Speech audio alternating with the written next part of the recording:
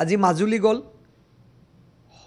হক বা নহওক, বিধাতাৰ কি শক্তি মই নাজানো, ক্ৰিকেট খেলিবলৈ গ'ল, ভাল ভাবিয়ে গৈছিল চাগে, কিন্তু প্ৰথম বলটোতে তেওঁ আউট। ভাগ্যও তেওঁৰ লগত নাই। যিজন ব্যক্তিয়ে আহিছে আজি বিশেষকৈ যোৰহাটলৈ, চেঞ্চুৰী মাৰিম বুলি তেওঁ ভাবিছিল যে মই খেলি এটা ভাল খেলিম, বিধাতাই তেওঁক নিদিলে, ভাগ্যই তেওঁক নিদিলে, শূন্য মাৰি ওলাই আহিল। তাৰমানে তেওঁ যোৰহাটৰ পৰা শূন্য মাৰিয়ে যাব লাগিব। তেখেতে যিটো ভাৱ লৈছিল যে মোৰ পিতৃৰ ঠাই, মোৰ খুৰাৰ ঠাই, সেই দিন এতিয়া উকলি গ'ল। সেই তৰুণ গগৈও নাই, সেই কংগ্ৰেছো নাই, সেই ডাইনেষ্টি পলিটিক্সো নাই।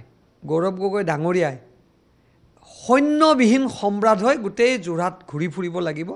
আৰু এটা সময়ত দেখিব গৌৰৱ গগৈ একেবাৰে আজি যেনেকৈ শূন্য হ'ল, তেওঁ লোকসভাটো শূন্য হৈ যাব। 10টা বছৰ এবাৰো কেতিয়াও মই যোৰহাটত তেখেতক ৰাজনীতিভাৱে হওক বা ব্যক্তিগতভাৱে অহা দেখা নাই।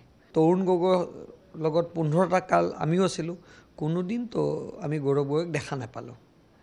সোণৰ চামুচত ভাত খাই অহা ব্যক্তিজনে, ডাইনেষ্টি পলিটিক্স ভাৱধাৰা থকা ব্যক্তিজনে আজি অনিচ্ছা সত্ত্বেও যোৰহাট আহিব লগা হৈছে। অন্তৰ আছে নগাঁৱত, তিতাবৰক ঘৰ বুলি কয়, সেই পৰিয়ালৰ নিজৰ ঘৰ তিতাবৰত নাই। আপোনালোকে খবৰ লওক। তিতাবৰত আহিলে স্থানীয় মানুহৰ খুব সহযোগ নাই। দেৰগাঁও বাহিৰৰ শিৱসাগৰ মানুহ আনি তেওঁ সেইদিনা সভা পাতিছে। যিজন পৰিয়ালৰ পিতৃক নিজকে যোৰহাটৰ এজন নেতা বুলি দাবী কৰিছিল, কংগ্ৰেছীবিলাকে কয়, সেই পৰিয়ালৰ পুত্ৰই কেইদিন মাজুলীত গ'ল? মইতো কেতিয়াও দেখা নাই। তেওঁতো দুবাৰকৈ সাংসদ থাকিল, বাপেক প্ৰকাণ্ড শক্তিশালী মুখ্যমন্ত্ৰী আছিল। কোনোবা দিনা তেওঁ মাজুলীৰ কাৰণে কিবা কৰিলে নেকি? কিবা এটা মাতিলে নেকি? তাৰমানে এইবিলাক নাটক, অভিনয়। আৰু অভিনয় হিচাপে থাকিব, ৰিয়েল সঁচাটো সঁচা হ'ব। আমাৰ মুখ্যমন্ত্ৰীয়ে কি আগতে মাজুলীৰ কাৰণে কৰিছিল, আজি কি কৰিছে প্ৰমাণ হৈছে। কথা মতে কাম।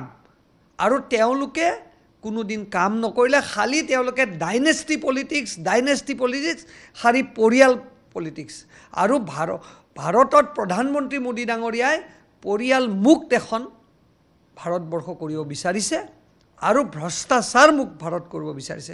এইটো আপোনালোকে নিজে দেখিছে, কাৰণ তেখেতৰ যিটো ক্ৰিকেট বলত যেনেকৈ এটা বলতে আউট হৈ গৈছে, আপোনাক মই কৈছোঁ যোৰহাট মাজুলীৰ পৰাও এইধৰণে আউট হৈ যাব।